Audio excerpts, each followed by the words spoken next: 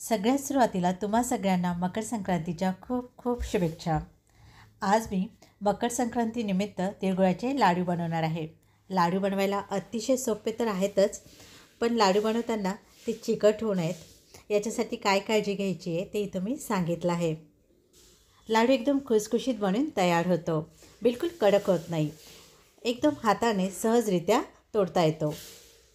सुरुवात करूयात. सगळ्यात सुरुवातीला आपल्याला तीळ भाजून घ्यायचे आहेत. त्याच्यासाठी गॅसवर मी कढई ठेवून घेतली आहे. कढई हलकीशी गरम होऊ द्यायची. नंतर त्याच्यामध्ये 1 कप तीळ घालून घेतलेत. ते ह्या पद्धतीने असे मी गावरान तीळ घेतले आहेत. पॉलिश तीळ घेतलेले नाही. गावरान तीळ थोडेसे मळकट असतात, पॉलिश तीळ एकदम व्हाईट असतात. तर इथं मी गावरान तीळ घेतलेले आहेत. हे चवीला छान असतात. मीडियम टू लो हीटवर तीळ भाजून घ्यायचे आहेत. तीळ एकसारखे हलवत राहायचे आहेत, म्हणजे एकसारखे तीळ सगळीकडनं भाजल्या जातील. जास्त वेळ लागत नाही, पटकन तीळ भाजून तयार होतात. 3 ते 4 मिनटं झाली आहेत. तीळ आता चांगले तडतडायला लागलेले आहेत आणि तीळ असे तुम्ही बघू शकताय छान फुललेले देखील आहेत. याचा अर्थ आपले तीळ छान भाजल्या गेलेत. तीळ खूप जास्त वेळ परतायचे नाही आहेत, नाहीतर तिळाची चव बिघडू शकते. तीळ भाजल्या गेलेत. तीळ एका प्लेटमध्ये मी काढून घेते. त्याच कढईमध्ये पाव कप शेंगदाणे भाजून घ्यायचे आहेत.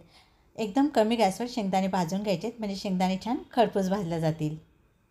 एकसारखं हलवत राहायचं आहे, म्हणजे शेंगदाणे सगळीकडनं एकसारखे भाजल्या जातील. गॅस मंदच ठेवायचा आहे, म्हणजे शेंगदाणे छान खरपूस भाजल्या जातील. इथे शेंगदाणे देखील भाजून तयार आहेत. एक शेंगदाणा उचलून जर बघितला तर तुम्ही बघू शकता त्याचे टलकडं अल्लात निघत आहेत. याचा अर्थ इथं आपले शेंगदाणे छान भाजल्या गेलेत. शेंगदाणे देखील एका प्लेटमध्ये काढून घ्यायचे आहेत. शेंगदाणे पूर्णपणे थंड होऊ द्यायचे आहेत, नंतर त्याची टलकडं काढून घ्यायची आहेत. मी ते शेंगदाण्याची टलकडं काढून घेतली आहेत. एकतर आता शेंगदाणे हाताने चुरगळून हाफ करायचे आहेत, अर्धे करायचे आहेत, किंवा मिक्सरमध्ये जाडेबडे फिरवून घ्यायचे आहेत. मी इथं जाडेबडे थोडीशी मिक्सरमध्ये फिरवून घेत आहे. ह्या पद्धतीने शेंगदाणे असे थोडेसे जाडेबडेच ठेवायचे आहेत. एकदम बारीक पावडर करायचं नाही. एका दुसरा अर्धा राहिला तरी देखील चालेल. आता आपल्याला गुळाचा पाक बनवून घ्यायचा आहे. त्यासाठी गॅसवर मी कढई ठेवून घेतली आहे. कढई हलकीशी गरम होऊ द्यायची. कढई हलकीशी गरम झाली की त्याच्यामध्ये 1 टीस्पून तूप घालून घ्यायचं आहे. तूप वितळू द्यायचं आहे. नंतर 1 कप गूळ घालून घ्यायचा आहे. आपण 1 कप तीळ घेतले होते तेव्हाच प्रमाणामध्ये, म्हणजे 1 कप आपण गूळ घालून घेते. मी इथे पिवळा आणि थोडासा डार्क रंगाचा गूळ वापरला आहे. गॅस एकदम कमी ठेवायचा आहे. आता लाडू छान खुसखुशीत व्हावे, चिवट होऊन कडक होऊ नये म्हणून काय करायचं, 1 चमचा याच्यामध्ये पाणी घालून घ्यायचं आहे. याच्यामुळे लाडू छान खुसखुशीत बनतात, कडक बनत नाहीत. गॅस एकदम कमी ठेवायचा आहे आणि आता आपल्याला गूळ वितळून घ्यायचा आहे.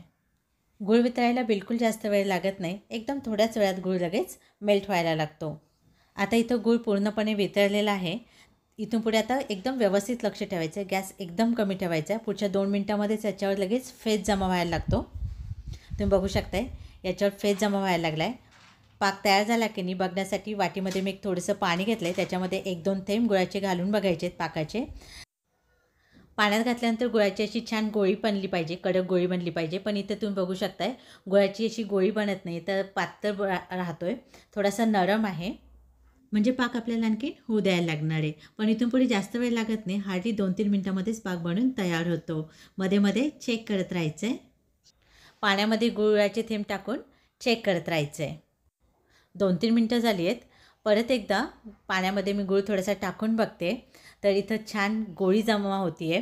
पाक असा जेली टाईप आता नरम राहत नाही आहे, तर छान गोळी तयार होती आहे. याचा अर्थ इथं आपला पाक बनून तयार आहे. मी गॅस बंद केला आहे. गुळाची गोळी छान कडक तयार होते. समजा मी अशी वरतून टाकून पाहिली तर तुम्ही बघू शकता आवाज येतो आहे. गुळाला वरतून फेस यायला लागला की पुढच्या 2-3 मिनटामध्येच पाक बनून तयार होतो. मी इथं गॅस बंद केलेला आहे. आता याच्यामध्ये भाजलेले तीळ आणि शेंगदाणे घालून घ्यायचे आहेत.